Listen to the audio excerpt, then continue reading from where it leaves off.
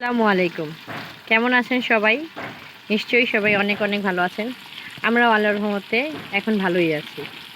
তো বেশ কিছুদিন যাবত আমি রেসিপি শেয়ার করতে পারিনি। আমরা সবাই খুবই অসুস্থ ছিলাম। সবার জ্বর ঠান্ডা ছিল। তো আজকে আমি এসেছি নতুন একটি রেসিপি নিয়ে। তো আজকের রেসিপিটা হচ্ছে শীতের সবজি দিয়ে রোলের রেসিপি। সবজি রোল, সাথে চিকেনও থাকবে। তো এই যে চিকেনটা আমি ভেজে নিচ্ছি। আর আজকের আমি রান্না শুরু করেছি হচ্ছে আমি আমার বাবার বাড়ি এসেছি, বাবার বাড়ির রান্নাঘর থেকে। এই যে নতুন রান্নাঘর করেছে, নতুন চুলা। এখানে আমি এই যে চিকেনটা ভেজে নিচ্ছি। চিকেনটা হালকাভাবে ভেজে নিয়ে চিকেনটা ঠান্ডা হওয়ার পরে এই চিকেনগুলো আমি ছাড়িয়ে নিব হাত দিয়ে। তারপর সবজির সাথে এগুলো মিক্স করে রান্না করব। তো দেখতে থাকেন সবজির পুরটা আমি কিভাবে তৈরি করি। এই যে চিকেন সবজির বানানোর জন্য কি কি সবজি লাগছে আমি এখানে দেখিয়ে দিচ্ছি আপনাদের। এখানে হচ্ছে ব্রকলি, গাজর, ফুলকপি, মটরশুঁটি, পেঁয়াজের কলি, পাতাকপি, আর এই যে চিকেন ভাজা। এই যে এখানে অনেকগুলো আমি পেঁয়াজ আর কাঁচামরিচ কেটে নিয়েছি। চিকেন ভাজা তেলের মধ্যে এই পেঁয়াজ কাঁচামরিচগুলো দিয়ে দিতে হবে। এই যে এখানে পেঁয়াজ কাঁচামরিচ আমি দিয়ে দিয়েছি। পেঁয়াজটা একটু মোটা মোটা কেটেছি, যাতে দাঁতের নিচে পড়লে একটু পেঁয়াজের স্মেলটা ভালো লাগে। এখানে আমি একটু স্মেলের জন্য একটা তেজপাতা দিয়ে দিব। পরে তেজপাতাটা উঠিয়ে ফেললেই হবে। আমি এখানে 3 চামচ লবণ দিয়ে দিয়েছি। তো সবজি দেওয়ার পরে সবজিগুলো যখন মজে যাবে তারপর আবার কিছুটা লবণ দিব যদি লাগে।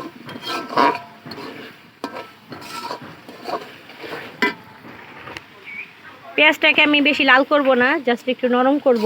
নরম হলে পরে তখন আমি সবজি দিব। একে একে সব সবজি দিয়ে দিব না, যেগুলো একটু শক্ত টাইপের ওগুলো আগে দিব। এখানে আমি 2টা দারচিনি দিয়েছি।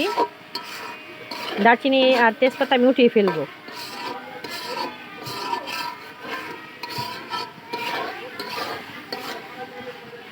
তো আমাদের এই রান্নাঘরটা খুবই সুন্দর দেখতে হয়েছে।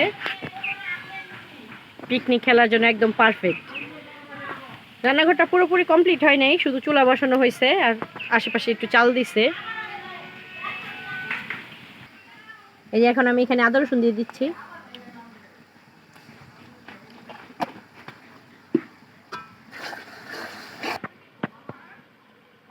অল্প পরিমাণে হলুদ ফাঁকি,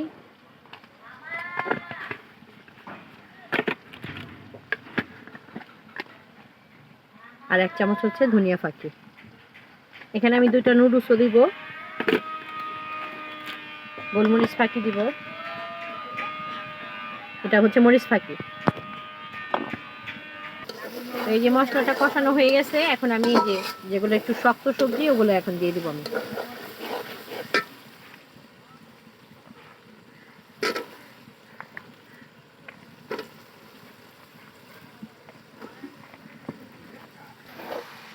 এই সবজিগুলো এখন আমি সব একসাথে মিক্স করে নিব। তো পাতাকপিটা দেওয়া বাকি আছে। এই সবজিগুলো যখন নরম হয়ে যাবে তখন আমি পাতাকপি উপর দিয়ে দিব। আর চিকেনগুলো হাত দিয়ে ছাড়িয়ে তারপর দেবো উপর দিয়ে।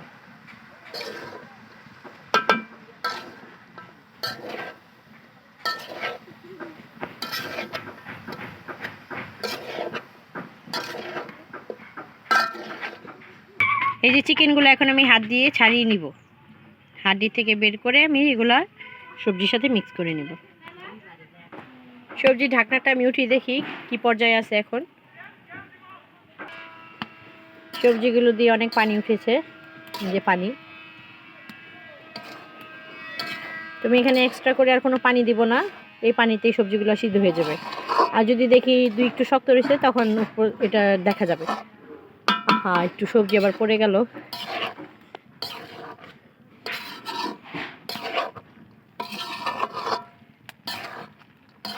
তো আমি এখন থেকে চেষ্টা করব রেসিপি কন্টিনিউ শেয়ার করতে, সাথে আবার ঘোরাঘুরি ব্লগও থাকে।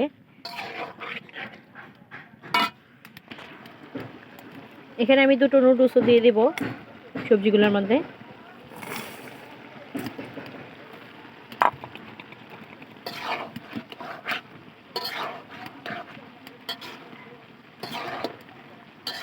নুডলসটা সিদ্ধ হওয়ার পরে উপর দিয়ে আমি পাতাকপিগুলোও দিয়ে দেব।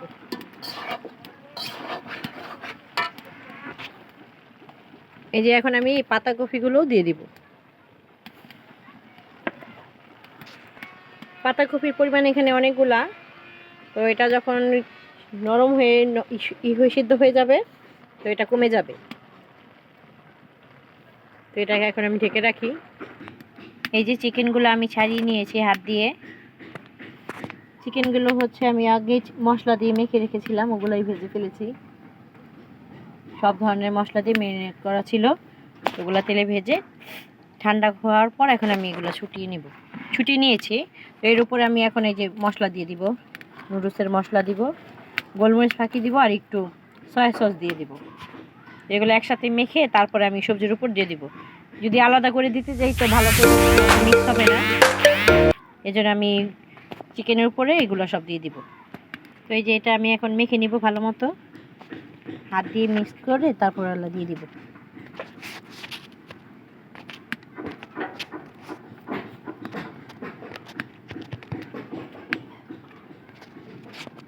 চিকেন দেওয়ার পরে সবজিগুলো সব আমি একসাথে মিক্স করে নিয়েছি। তো এখানে এখন পানি উঠছে, এই পানিটা শুকালেই সবজি রান্না হয়ে যাবে।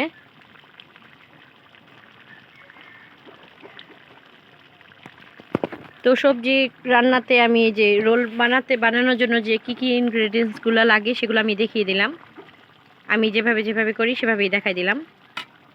সবাই অন্যভাবেও করতে পারে, আরও অনেকভাবেই করা যায়।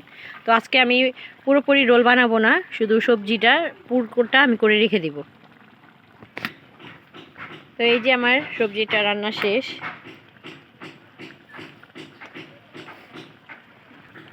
এই সবজিটা আমি এখন ঢেলে একটা বড় শ্রেণীতে ঢেলে দিব, ঢেলে ঠান্ডা করে ডিপ ফ্রিজে বক্সে করে রেখে দিব। এই সবজিটা দিয়ে আপনারা পাতাকপির পাকোড়া বানাতে পারবেন, রোল বানানো যাবে, তারপর পিঠা বানানো যাবে। একটু বেশি করে বানিয়ে রাখলে অনেক ধরনের নাস্তাই হয়ে যায়। তো খেতেও মাশাআল্লাহ ভালোই লাগবে। আপনারা অবশ্যই ট্রাই করে দেখবেন। তো আমি আজকের মতো এখানেই বিদায় নিচ্ছি। তো আবার দেখা হবে অন্য কোনো দিন অন্য কোনো রেসিপি নিয়ে। আজকের মতো আল্লাহ হাফেজ।